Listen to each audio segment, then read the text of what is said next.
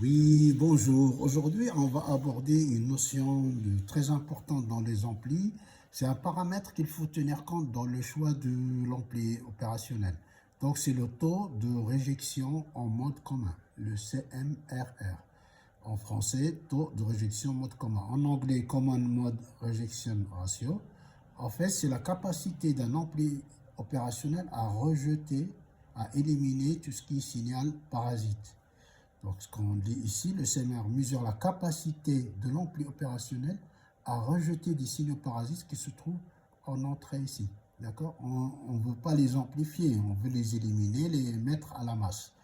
Or, on sait un ampli réel, c'est VS égale à AD gain différentiel, ça c'est bon pour nous, facteur de V plus moins V moins, plus AMC, c'est un gain de mode commun, facteur de V plus V moins divisé par 2. En fait, c'est ce gain en mode commun qu'on veut enlever, nous. Donc, on va le tendre vers... De ce qui nous intéresse, on garde que ça. La fonction principale de l'ampli. D'accord? Il ne faut pas l'oublier, c'est différencier les tensions aux entrées. D'accord?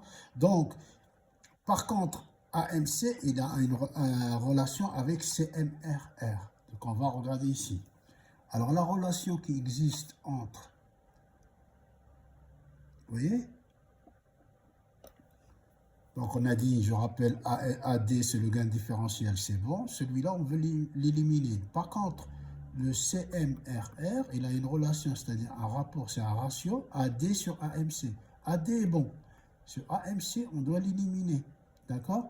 Donc, en maths, éliminer ici, faire baisser cette valeur, la faire tendre, qui soit négligeable, ça fait augmenter la quantité là. Donc, on a intérêt à avoir un CMRR plus grand. D'accord? On peut le exprimer en décibels. Donc, on fait rentrer la fonction logarithmique décimale. Donc, CMRR, 20 log de AD sur AMC.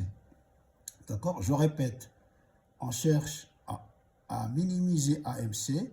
Forcément, le rapport va être grand. Donc, on a intérêt à choisir un CMRR très grand. OK? Et le constructeur, il le fait en décibels. Donc, on va regarder quelques courbes pour fixer les idées. D'accord? Voilà, on va analyser ces courbes-là. Donc, on voit ici la courbe, le décibel de CMRR en fonction de la fréquence. Vous voyez? Donc, ici, en décibels, parce que c'est 20 log de AD sur AMC. Donc, ici, c'est la fréquence. Vous voyez? Là, par exemple, secteur, le bruit de secteur jusqu'à 50 Hz, d'accord? Là, on est bon. Par contre, qu'est-ce qu'on constate? Que plus la fréquence augmente, plus la fonction CMRR diminue. Vous voyez? C'est ça. Mais comme nous, par exemple, si on prend un exemple qu'on utilise à l'école, dans des fonctions, on va dire, de tout le temps, hein. Par exemple, le secteur, si je prends, d'accord, le LM ici, regardez ici, il y a le LM, son CMRR, et il est entre 80 et 90. Donc, pour des utilisations pédagogiques, ça va, ça passe. Vous voyez, il est efficace pour le secteur.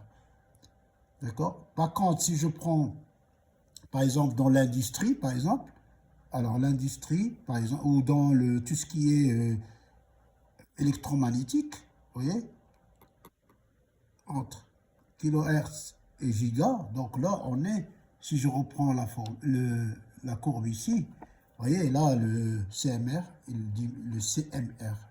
il diminue. Donc là, il faut rajouter du blindage de câbles et tout ça. D'accord? Donc on voit ici, hop, pour le choix, ici. Donc le LM741, c'est bon pour tout ce qui est application pédagogique, tout ce qui est bruit secteur. D'accord? Par contre, dès qu'on va dans des environnements où il y a la fréquence est élevée, donc on a intérêt à choisir un CMRR supérieur à 120 dB. Plus blindage des câbles, d'accord? Pour minimiser le bruit. Merci et à bientôt.